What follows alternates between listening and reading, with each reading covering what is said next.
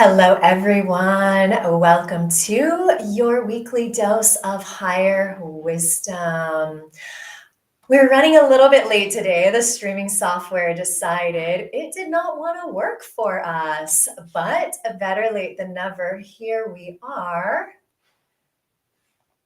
Because today we are going to be diving deep into trauma bonds and what they are, how to heal them, how to alchemize them into soul bonds, because guess what? Relationships are our greatest key to healing. Are they not, my love? Except how relationships are done in society today, we tend to perpetrate the hurt more than using them as the key to our healing. So for those of you who are new, I am Dr. Shelley, the cannabis chiropractor, and this is my amazing husband, Kumar, and we are on a journey of alchemizing all of our trauma bonds into soul bonds.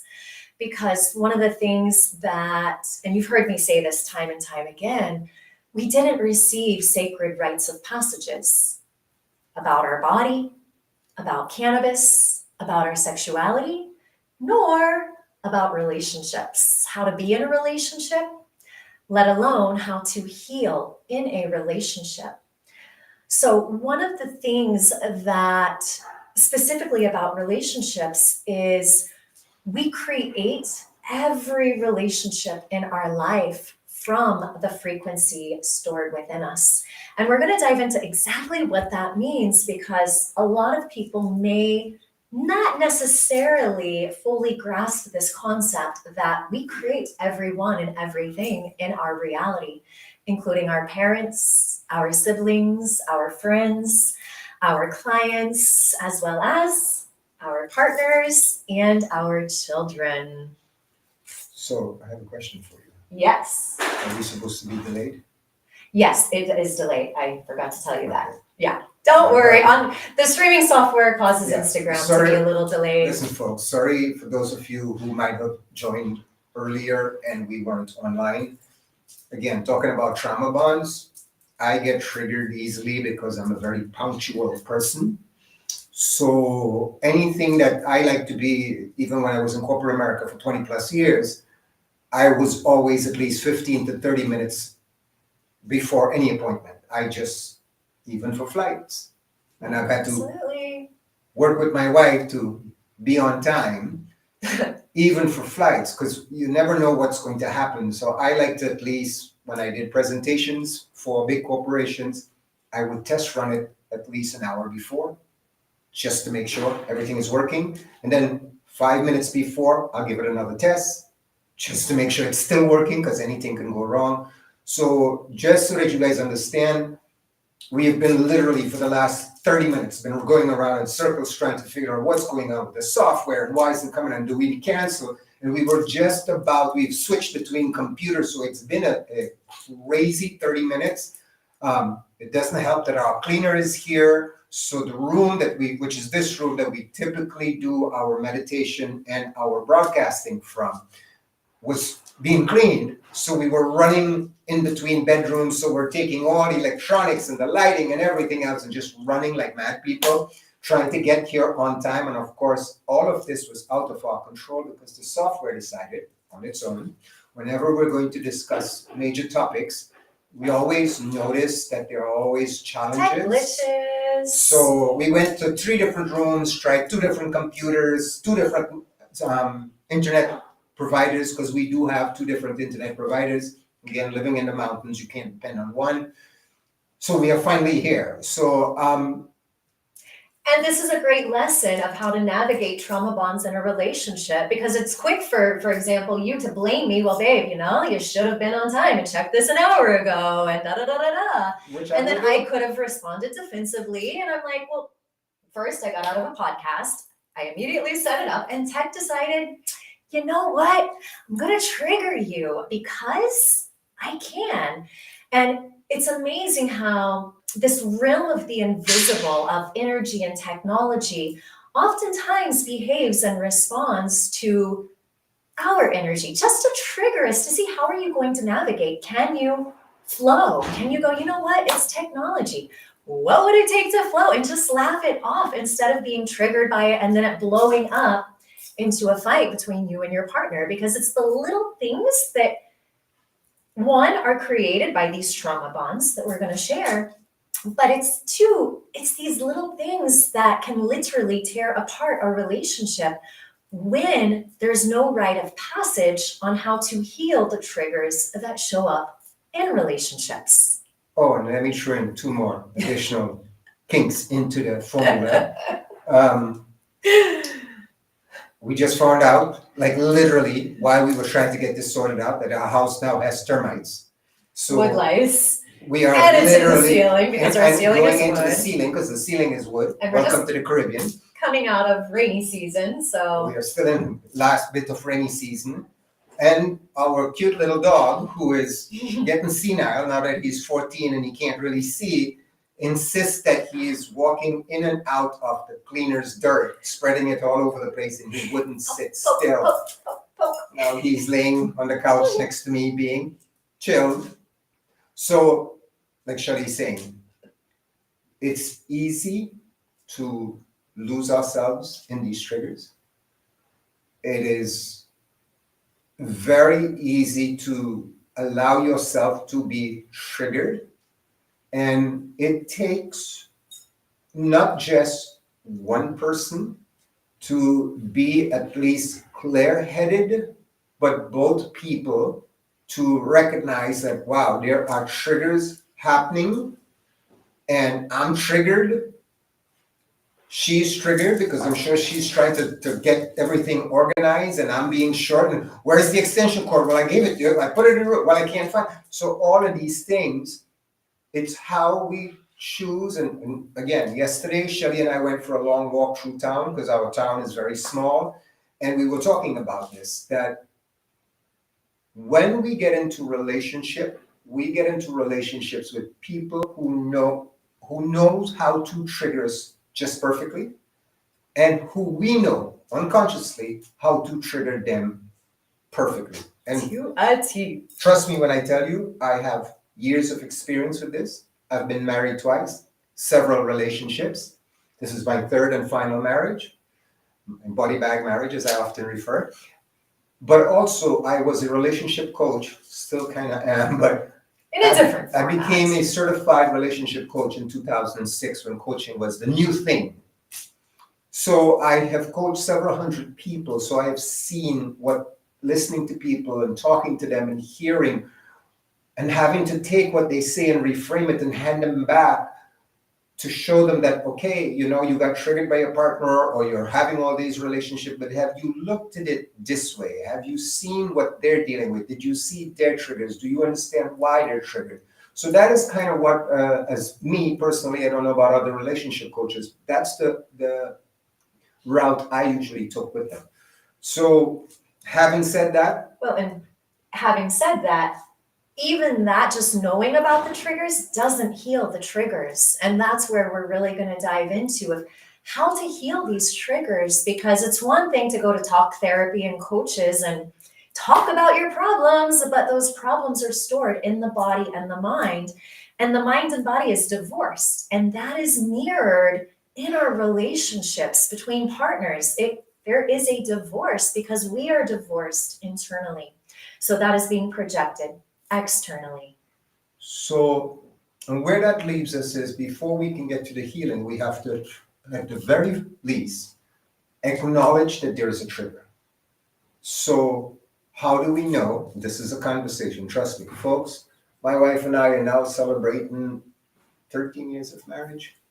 13 years of marriage, 14 years of being together. So we are steeped in this experience of being in a relationship. We spend 24 hours a day together. We have for years.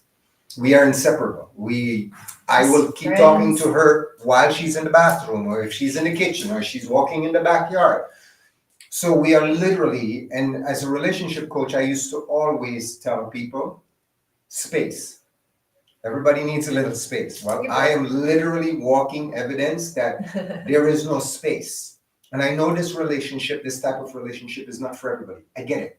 I get it. I didn't think it was going to be for me either. Being together, literally joined at the hip, 24 hours a day, where we are each other's, we live in a foreign country. She speaks the language, she taught herself. I don't. So she's the only English speaking person that I can talk to, apart from messaging people on WhatsApp. So we become each other's best friends.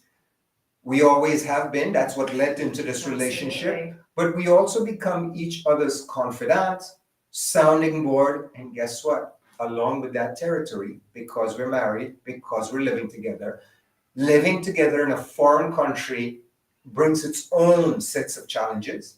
Because I mean, think about it. If I was living back in Arizona and I got upset with her, I would go visit one of my friends or go to the gym or go do something like that. Plus, I would have people around me that I'm interacting with.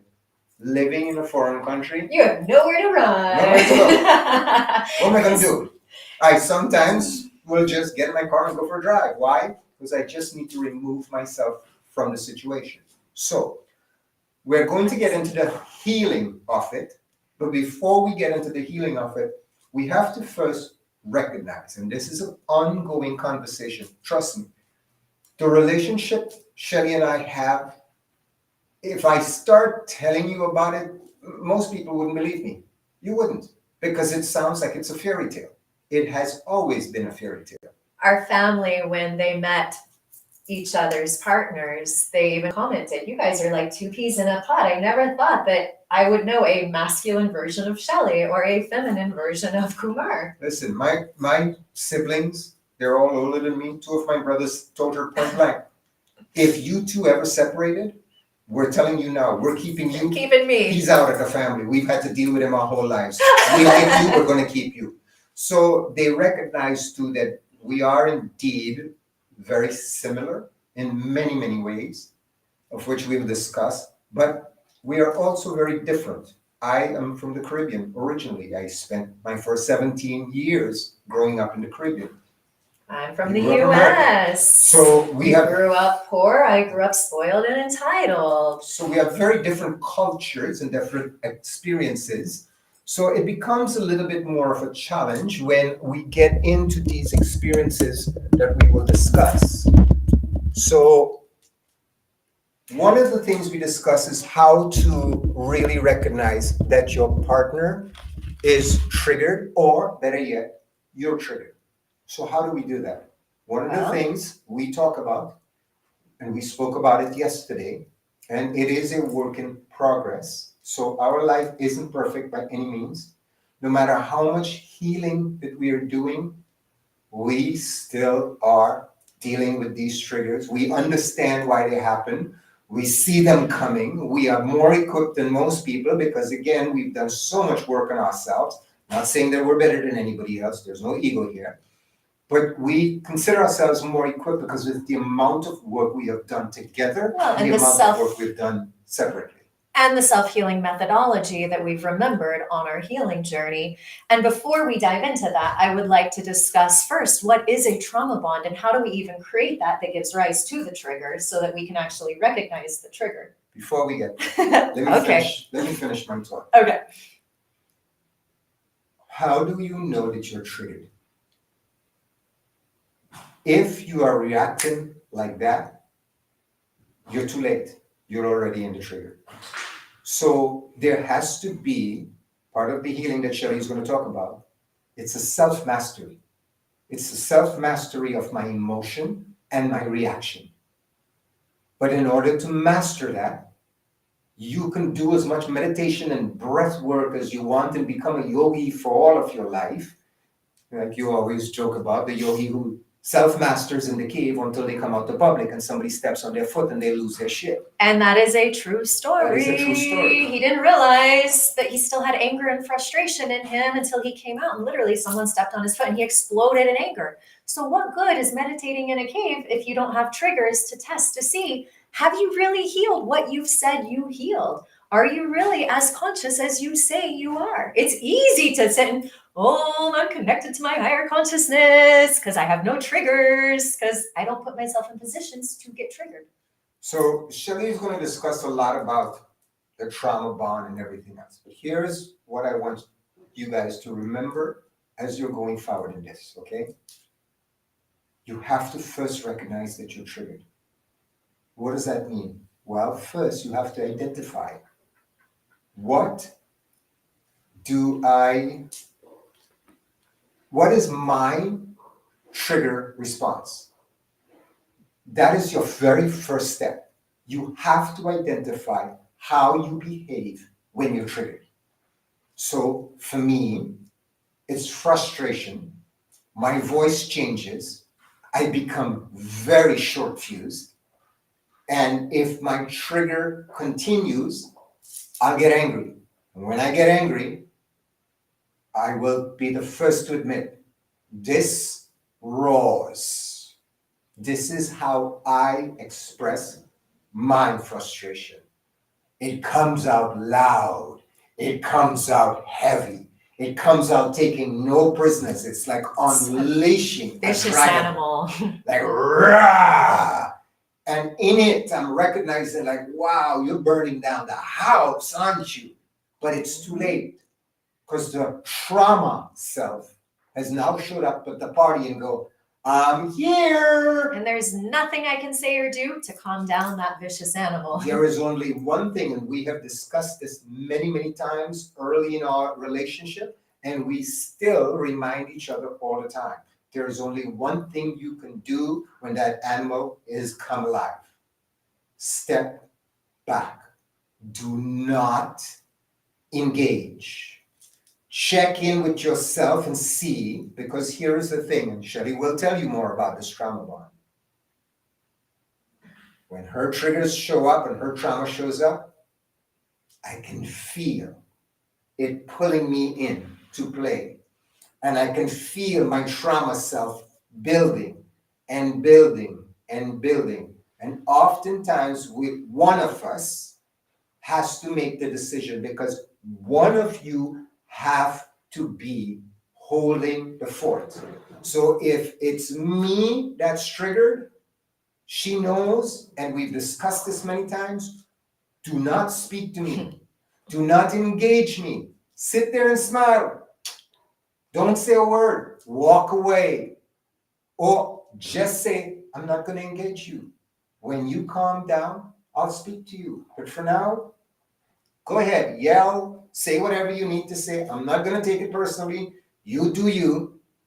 And when you calm down, we'll have the conversation. Because I've often told my wife, when my trauma self is on board, please do not engage. Do not justify, even if you have the best information in the world. You Could be have trying to to help understand, you. I Don't want the can't help. hear you. I'm gone. The calm, sweet Kumar is checked out and sitting in the back, looking at the sun going by, and the dragon is now full front and center. It's the same thing with her. Once I recognize Shelley's trauma self is tears. So once I recognize, I hear there's a different vibration coming out of her voice. I hear the words, and the words are laced with certain traumas and triggers. I just sit there and don't say anything, and I'm still learning, or sometimes I'll just try to tell, hey, it's your trauma, don't, too late, it's engaged. And the more it's engaged, the more I try to pet the animal to keep it calm. And while petting the animal to keep it calm, it keeps biting, and the dragon starts waking up and waking up and waking up until one of us, and this is my go-to, Shelley knows this, if I ever walk away, please, I'm not ignoring you, I'm not being disrespectful. I have now reached the ledge of that dragon taking wings, or I can pull him back into the cave. That's not to mean that I'm gonna shove everything under the mat as most couples do. Absolutely. It just means not right now. Leave it alone. We will have the conversation during practice in medicine, which we will talk about. But right now, don't engage that animal. So that is our go-to during the triggers.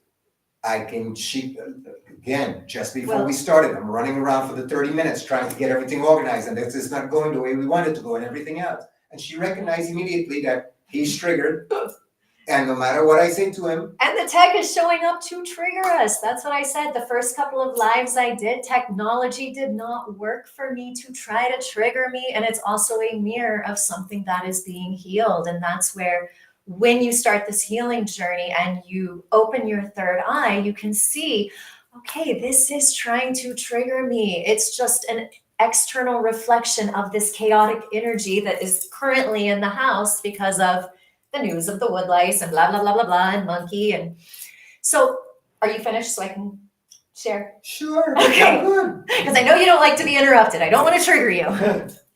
So now that you can recognize what is your triggered response, I want to extrapolate on that before I share with you where these trauma bonds originate from. When we live in that sympathetic state of fight, flight, freeze, all of those three states are mirrored in how you behave. So if you get defensive, if you fight, if you get angry, frustrated, you yell, that is the fight response. So all that means is that is how you are in relationship with you, first and foremost. You're in this constant state of fight internally, and when you get triggered, that fight comes out externally. If you're stuck in the flight response, that means you're going to run away from danger, trauma, and triggers. So if you want to run and get far away from your partner as possible when they trigger you, that means your sympathetic nervous system is stuck in a flight state, which is why when triggered, that is your response that you go to. But isn't that the state we always live in? We're constantly in fight, flight, freeze, but every trigger will bring out something different. For me, I can recognize there are times when I get defensive. If he triggers me and I'm like, I did not feel heard. You are taking my words and confusing them based on your trauma self. So I want to fight because I want to be heard. And I'm busy trying to explain to her, let me tell you what I just heard. And I'm like, that's not what I meant. I'm being misunderstood, which mirrors everywhere I'm not hearing me, everywhere I misunderstand me, and he's being the mirror of that for me, but I'm being defensive externally, which means there is a fight response connected to the wound that is being poked, because triggers are literally pokes. They're like poke, poke, poke. Oh, you have a wound on your arm? Let me just poke that so you can feel the pain of it. But what are really triggers? Aren't they a... Well, let me finish the freeze state. We have this thing where we always interrupt one another and we interrupt the flow. So we're learning how to not interrupt one another so we can finish our thoughts. But we do. But I don't want to forget there is a freeze state here, and I don't want you all to leave you hanging. The freeze state is the paralyzed state. It's the state where you just go into complete shock. You feel numb. You can't move. You're just paralyzed. And the wound that is being poked is a freeze state wound. It's a wound or a trauma that occurred that literally paralyzed you.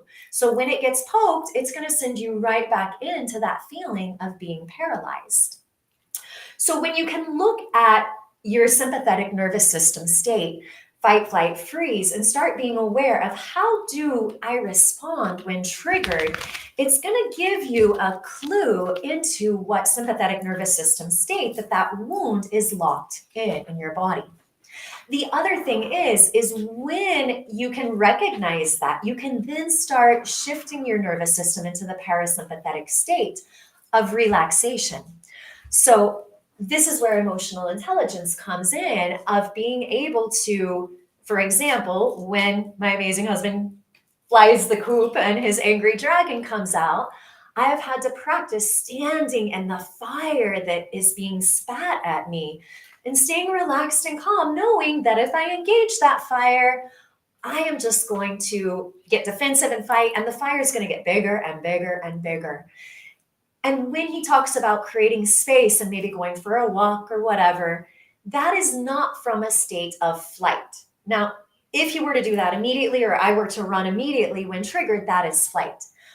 But if we've already been triggered, we've recognized the sympathetic nervous system state, fight, flight, freeze, and then it's like, okay, we need space. That's not running. That's allowing the fire that's been built to calm down so we can reconvene in our practice and actually talk about it without the fire destroying or not allowing us to hear each other's perspectives. And that's really what I mean, but when I say that sometimes you need to remove yourself. So when do you remove yourself? And like we say, one partner can't be one person all the time. Somebody has to choose. And then Shelley will talk more about this whole Shiva, the masculine, and Shakti, the feminine. Somebody has to hold that container to recognize that, ooh, we're in trouble. Do not Because engage. This person's triggered, and now I'm triggered, and we're just triggered, and it's building and building and building and building, and it's about to explode.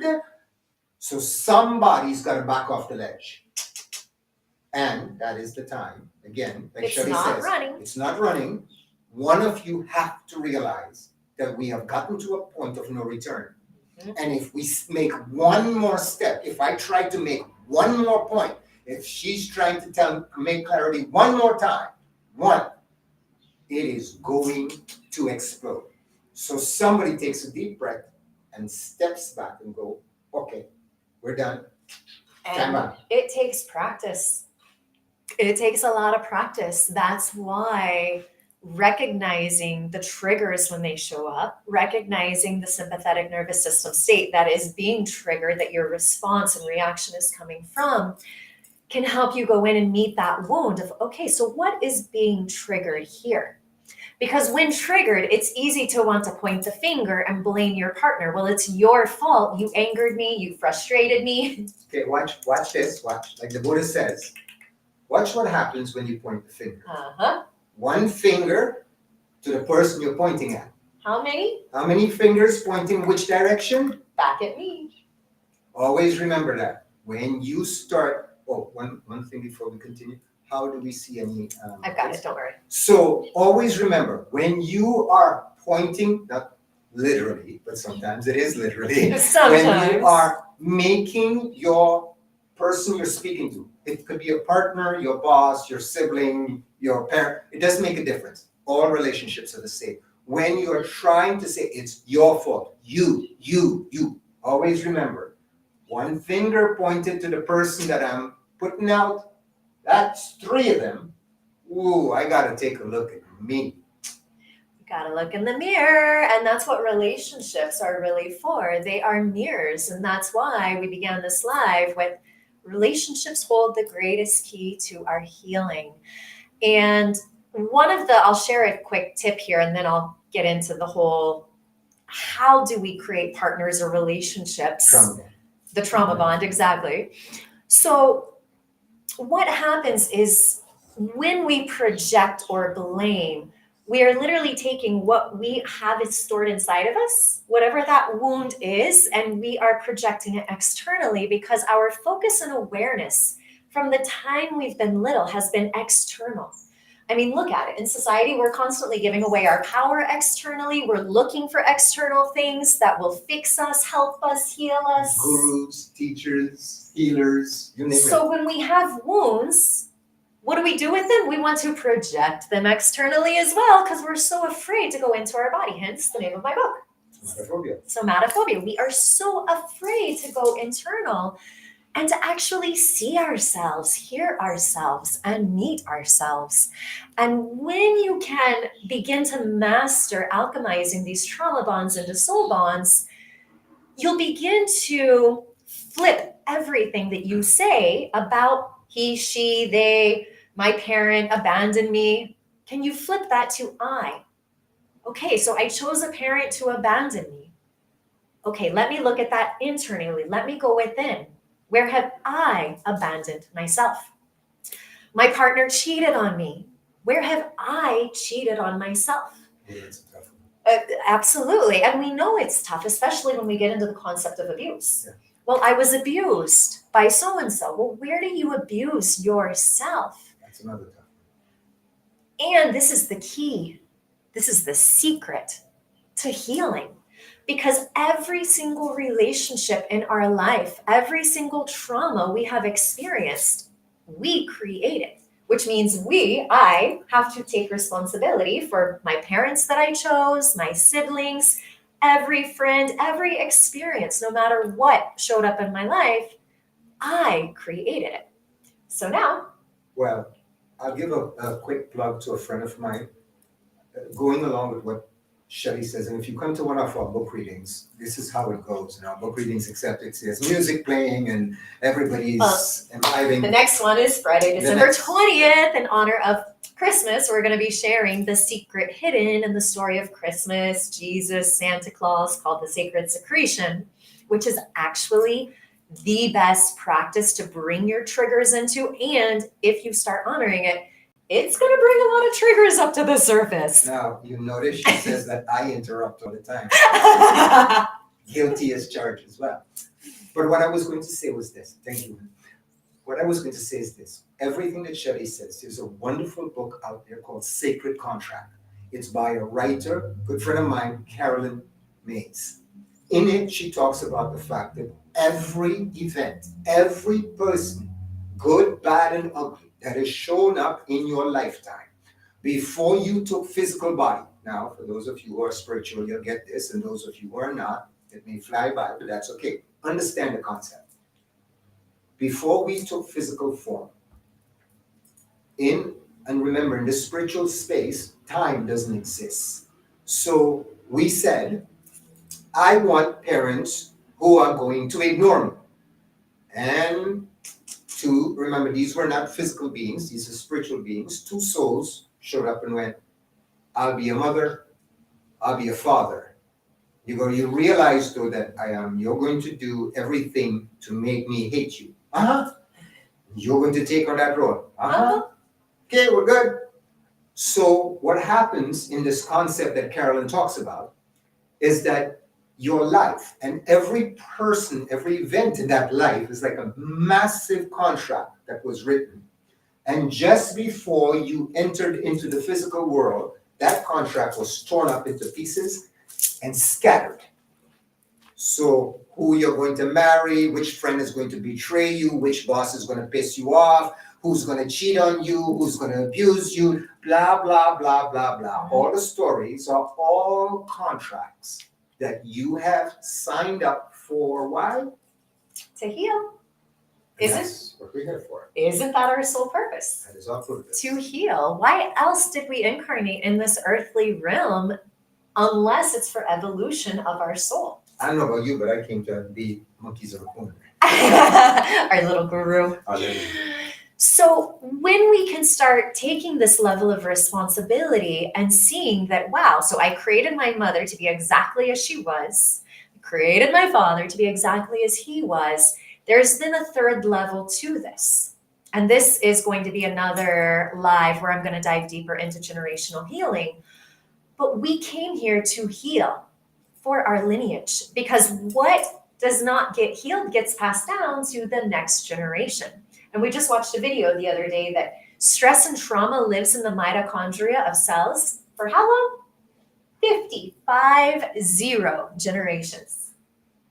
That's a lot of ancestors. Think about it. And again, this is not spiritual mumbo jumbo that we're throwing at you. These are science proof this stuff. Epigenetics, there is a science called epigenetics that proves that in your body, your DNA is all the unhealed traumas of all your ancestors. It just keeps getting passed. And Shelley's going to we've got this thing that we're working on. We're going to put out a YouTube using visuals to explain to you, but we'll just do 5 generations to show you how this is getting passed on. So anything, like Shelley says, that you don't heal gets passed on to your children.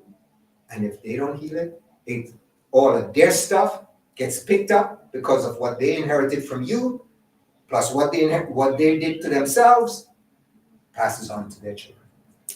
So now with that in mind, let's look, coming back to intimate relationships. The partner that you choose to be in a relationship with or to choose to marry, you have attracted that partner to you through frequency. Trauma bond. That's called a trauma bond. That frequency is stored within you, and it's stored in your body and in your mind. And that frequency sends out signals scanning the field for where is the partner that is in energetic alignment with my frequency. So for example, my parents, they ended up getting divorced. My father gave away his power to my mother. My mother was very manipulating and controlling because she basically repeated the same thing her mother did.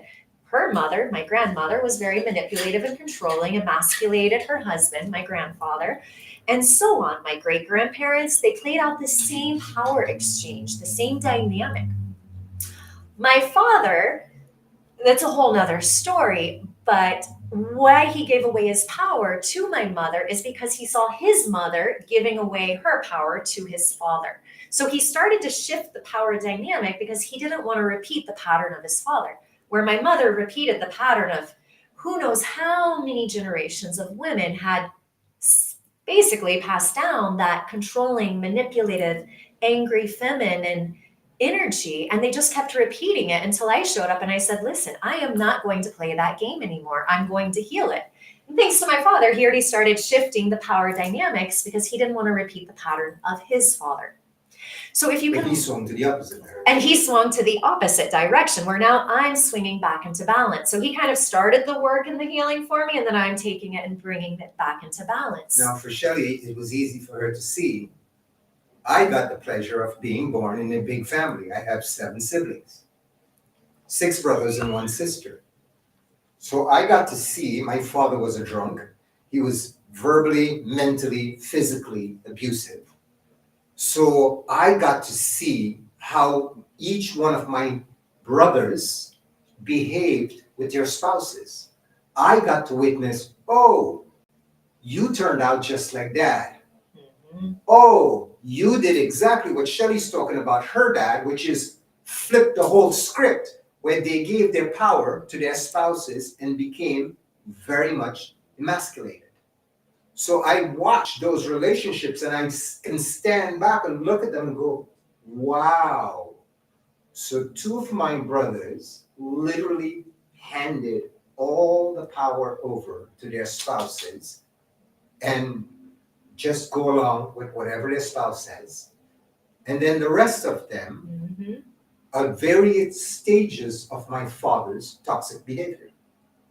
So it's interesting to see it play out in my own family. You got to see it firsthand between what was happening with your dad. Absolutely. And you're the only one in your family who's actually choosing to heal and to not either repeat the pattern or flip 360, and that's still a trauma.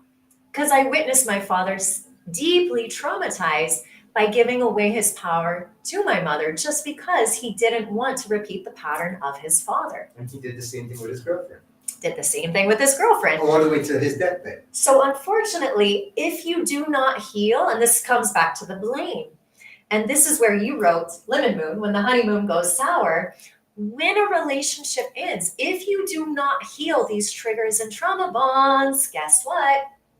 They're going to show up in the next relationship, because it's not the partner that is to blame. It's you. You are the creator of your reality. So if you don't take a step back and look in the mirror and heal yourself, you are going to create another partner who is literally an energetic match to your former partner and to the traumas and wounds that your soul came here to heal, that you received from your lineage. And again, science proves exactly what we're talking about. Quantum physics in the double slit experiment, there is something called the observer's effect. Yep. And it is a proton will act in a certain way depending on who is looking at it. So we are literally creating our reality every day. From where? Our thoughts and our traumas. Our frequency. And that is how we create our reality. So when The Secret and the Law of Attraction came out, I dove deep into it because it resonated, but I'm like, there's something missing here. What is missing here? Because you can't just sit around and think abundant thoughts and money's going to show up. It doesn't work that way. I can tell you it doesn't work. Again, as a coach, when I was a coach, I would go meet clients, and there were other coaches where I'd be meeting clients, and they're all pushing the the secret, come, here is the one piece, like Shelley says, that's missing from the law of attraction. It's the law of vibration. We have to be in vibrational frequency with whatever it is that we're trying to match. Without the law of vibration, again, these are hermetic laws, but they're also universal laws. If you are not in that frequency of what you're trying to create, guess what? Not going to happen. You can do as much vision boards as you want. Not going to happen. Because where is that vibrational frequency coming from?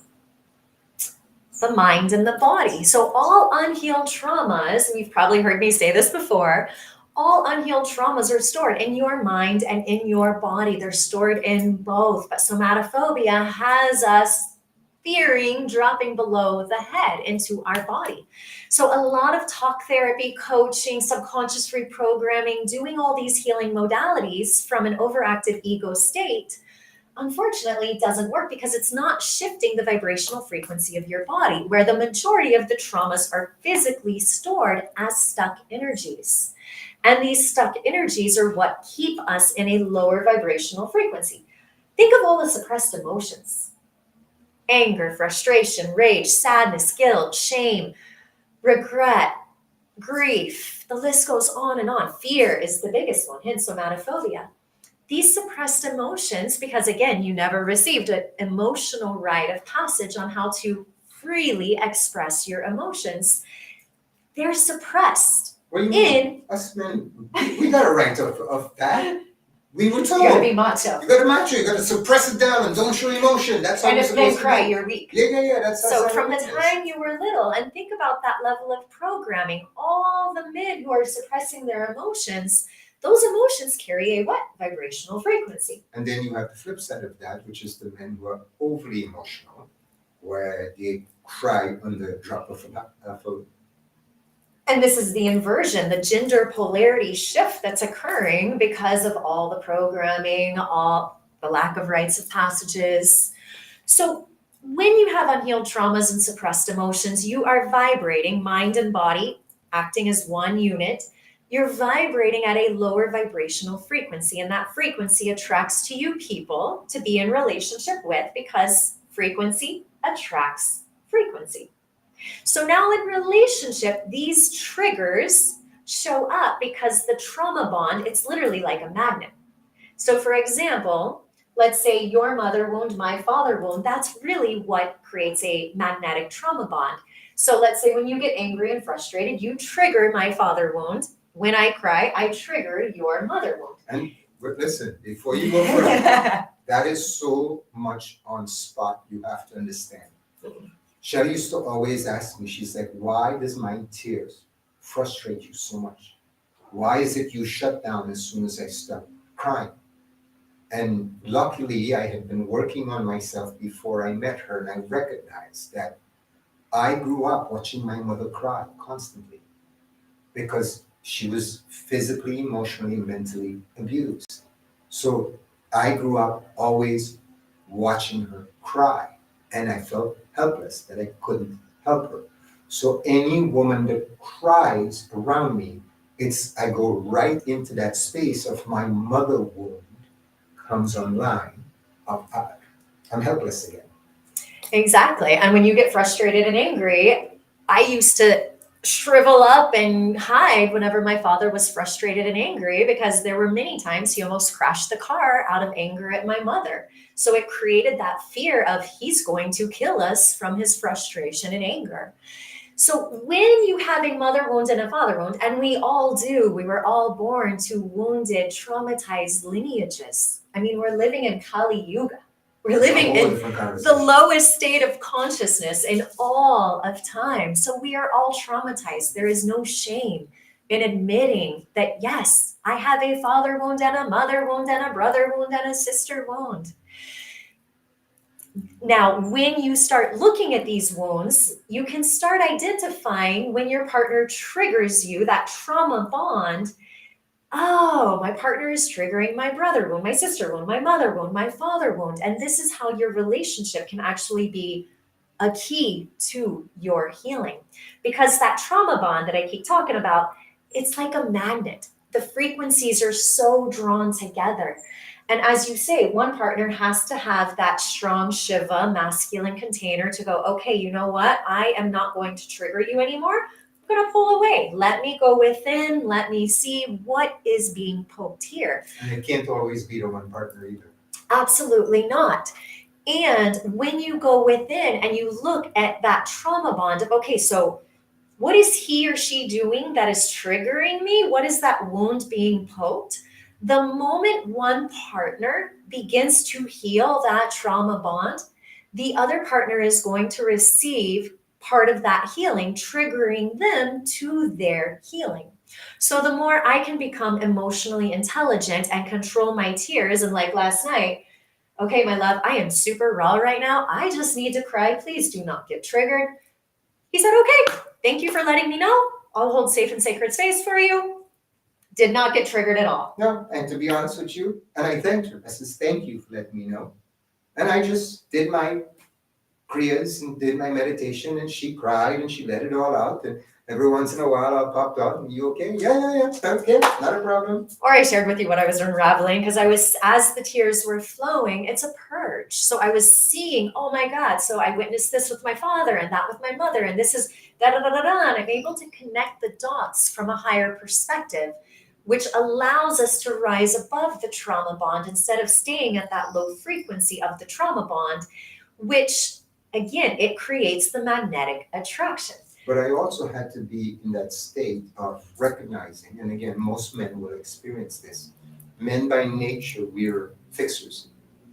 So that's one of the things that Shelley needed to understand being in this relationship, especially with a relationship coach, is that men by nature, if ladies, if you have a man in your life, I will advise you, like I used to tell my clients, please don't share with him just for him to hear, like he's your girlfriend, because he can't. We are fixers. So if you come to us with a problem, we want to fix it. And that's not what you might be looking for. You just want to be heard. So it's a delicate dance that we have to dance. Absolutely. So, how do we begin alchemizing trauma bonds into soul bonds? Because we know we're two peas in a pod. We have a soul connection. There is a magnetic attraction that drew us together. And a dear sister of ours who did our galactic lineage chart, she's like, holy moly. Janine, if you ever watch this, shout out to you, sister. She did our chart and she's like, wow, your charts are exactly opposite. You two are polar opposites, which creates a deep magnetic attraction. And that magnetic attraction initially is the trauma bond because, as I often say, we all are a seed. We are a seed of untapped, we haven't tapped into our full potential of that seed. We are what's the word I'm looking for? Like exponentialized potential of the divine mother. So we're all seeds waiting to be germinated.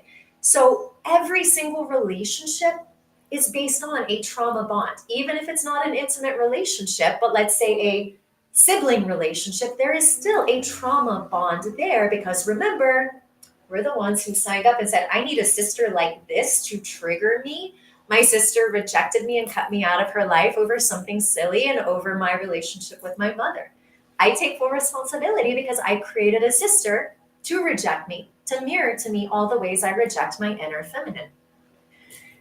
And before we go on, I'll apologize in advance. What you just heard was a helicopter going by because we have the windows open because it's warm and we're getting a fresh breeze in. But we live in a neighborhood where our neighbors come in on the weekend. This is their weekend home. So they come in on their private helicopters. So it starts today. So all evening, all day tomorrow, there will be a constant flying in of helicopters. So as that helicopter is going by again, you'll hear the noise, so we apologize. Not sure. Maybe the podcast mic doesn't pick it up. Yeah. But just being aware of the time, we've got about 10 more minutes. So, how do we alchemize trauma bonds into soul bonds? Well, we have to heal those unhealed traumas that create the magnetic attraction and that create specific people showing up in your life who are in vibrational alignment with you. And they are going to trigger a specific wound. So if you create, let's say you have 10 people in your life, let's just use this as an example. Each and every one of those 10 people, they're not going to poke the same wound. Every single person has been invited into your life based on a different vibrational frequency. Maybe one is in your life to poke an abandonment wound. Maybe one is in your life to poke a rejection wound. Maybe one is in your life to poke a competition wound. So when you can start recognizing that everyone in your life is there for a reason, as a mirror to show you, which is kind of what cannabis and plant medicine does, they literally reveal you to you. But if you don't want to see you, then that's where it's really easy to want to point the finger, to want to end the relationship or cut the person out of your life without ever looking in the mirror and going, okay, well, why and how did I create that person? Now, if you heal that trauma bond, you may rise above it and have to create healthy boundaries and go, okay, you know what? I have healed this trauma bond and this person is not healing it. Therefore, I am no longer going to be in their life. And we've all had experiences like that. It's not how we are today, though. Unfortunately, because of our ability, this is one of the things. I'm a technologist by trade. This is what I did in corporate for over 20 years. Technology was supposed to put us together. But instead, we use technology now. If we don't want to talk to somebody or the trauma or triggers happen, it's so easy to block and delete, right? Without recognizing that you're just going to create another person to do the same thing. Until you look at yourself and heal it. Absolutely. So I want to go ahead and open up some time for questions. If any of you watching have any questions, please submit them now so we can answer them. And by the way, thank you all for showing up. It's our pleasure to do this. We are going to be doing this more. I'm still freaked out about this because this is my first time doing a live. I'm comfortable speaking in public, but what freaks me out is the fact that as we speak and I look at the software, it's literally being delayed. And I'm like, am I in a time warp? Like, why is it this? It's a little bit of a mind fuck, but I'm used to it, so. So if you have any questions, by all means, ask. And this conversation, or we can tell you, it can go on for hours. We can share so much of what we have healed, of what we're healing, of how we're healing it, of all the different things that we've become aware of, because there is nobody helping us. We are literally doing this solo. We don't have coaches, we don't have gurus, we don't have guides, it's us. We are literally leaving our own path. And I know you spent, we both have spent years looking externally for people to guide us. And thousands of dollars. Lots of money. And we found nothing. We found a lot of superficial fluff. And that's why I kept noticing in my own healing journey that I was reverting. That's why I noticed my patients reverting. And I said, there has to be more possible. So for us, how do we alchemize these trauma bonds into soul bonds? Having a daily practice. Twice daily practice in our case. Just so that you guys know, who doesn't know us, our daily practice, our Kriya/meditation, because we do a very dynamic meditation. It's not anything like you've seen before. And let me explain to you what that means. Most of the time when you hear the word meditation, you imagine somebody who kind of looks like me, sitting cross-legged and putting on some music or headphones and just oming away. Ours is a very fluid. We are moving. We are in different poses. We are breathing. We are talking. We are laughing. So while this is our meditation, it's a moving meditation. So we do ours to give you an idea. We are semi-retired. We don't really have anything to do during the day except what we usually just find ourselves busy doing, but we wake up at 4 o'clock every morning and we spend an average and I know we're a little bit fanatic about this, but on an average day, we would spend between 3 to 5 hours in our daily practice. And I know for a lot of people, that number blows their mind. What do you mean you spend 3 to 5 hours? Well, we get up at 4 o'clock in the morning and we do our, what we have birthed, which is our Kriyas, our version of, it's a combination of breath work, meditation, somatic practices, talk therapy, all rolled into one. We'll do that from about 4:30 in the morning till about 7:30, 8 o'clock in the morning. And then before dinner, this is what we do is the most important thing for us. It's our quality time. And this is where we're going to share in the book reading about the sacred secretion. It is your monthly rebirth. And we've been practicing the sacred secretion now for 2.5 years. Before that, we were in our daily practice, but we weren't actually tracking. So probably if we had tracked it, a lot of the triggers were showing up in our relationship around the time of the sacred secretion. We just didn't know it. And during the sacred secretion, which is a 3-day rebirth, again, we'll invite you. It's a very long conversation. We'll invite you to join the book reading. Come to the book reading, and again, ladies and gentlemen, when you join us, it's like a flow of information. It's like drinking from a fire hose is the best way I can describe it.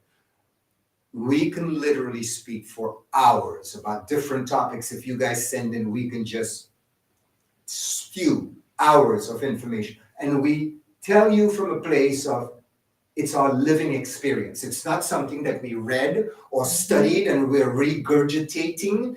It is coming from a place of healing. So the whole sacred secretion, that's a topic. Come to the book reading and you'll enjoy it. But during that 3-day rebirth, it is your most important time of the month for healing. So if you are in a relationship, triggers are going to show up because you have an opportunity to rebirth yourself from your trauma self, from the trauma bond into your higher self, into the soul bond. So again, if you have any questions, I've been checking all the social media accounts. I do not see any. But if you have any, even after the live is finished, send it to us. Comment them, message us. You know how to find us. We will make you that promise. Listen, folks, what we do it out. We're not doing this to get rich. We're not doing this to impress anybody. We could care less. We're semi-retired. We live in one of the best places in the world. We have everything that we need. We do this because this is our way of gifting back humanity of what we have remembered, not what we have learned, what we have remembered. And what we try to help people do is to help them remember, we are not your gurus, we are not your healers. All we can share with you is what we have remembered that works for us. I told my wife from day one, understand this, if you're going to be in a relationship with me, you got to understand, we are going to live life under a microscope. I have grown nephews and nieces who are now married and have their own children, but at the time they were young men and women. And I told her, I says, I have to be the living example for them because I'm the cool uncle. I'm the one they're going to look up to and go, I've seen my parents' relationship, don't like it so much. But my uncle, that dude's onto something. So she knew getting in that our life was going to be for public scrutiny. Are we perfect? No. Have we fucked up? Yes, we have. However, we will share with you, we're not one of these couples you see. Let us only post the happy moments of our life. We will put it all out there, and whatever you ask of us, we will answer you openly and honestly to the best of our ability. What you see here, this interaction, this is how we live. This is not a pretend for the camera. This is exactly how we live our life every single day. Some people look at us and they're like, these people are fake. They can't be that happy all the time. We're not. We get in each other's face all the time. Sometimes it lasts for days. Especially around sacred secretion. But we are cognitive enough because we're doing the work to go, trigger. And I may not realize it when I'm triggered. My wife has to remind me, babe, you're triggered. Okay. So let me carry that into practice. What she does for me, and we'll end with this, or unless you want to end with something else. So what we end up doing is once we recognize that one of us is triggered, and how I started off by telling you, check in, see what it feels like. If you need to respond to your partner, where is it coming from? Is it from a place of joy and happiness? Or is my response because I feel like I'm attacked, so I'm going to come out swinging? Stop. Stop right there. Before you respond, before you try making your point, check in. How do you feel? If you feel, like my wife nicely put it, fight or flight, you are in your trauma self. Do not engage. Listen. Even if you're, what do you say? I have nothing to say right now. Step back. So let it be flow however it needs. And this is why having a daily practice is so important, because it sends a little message to your higher self of, okay, if you are going to create a trigger or a trauma or something that needs to be healed, can you arrange it right around the time of my daily practice so I can carry it into my practice and actually heal it, so that I don't have to let it linger and it disrupts my entire day? Because I'm going to end the live with this powerful question. In your relationship, when triggered, what do you do? Do you just shove it under the rug? Do you cut and run? Do you cut and run? Do you resort to makeup sex to try to reinvent, to try to recreate the connection and the intimacy that, do you fight? Or do you just feel a disconnection? And how long does that disconnection last? And then my final question is, what's more painful? Holding on to the triggers and the trauma and keeping it buried and shove it under the rug or resort to makeup sex? Or actually meeting it head on, carrying it into practice. Okay, let's heal this. Let's talk about this. Let's go into our body and feel the pain of the wounds being poked. Or trauma is going in the body. It's scary. Yes, it's uncomfortable. But what's more uncomfortable?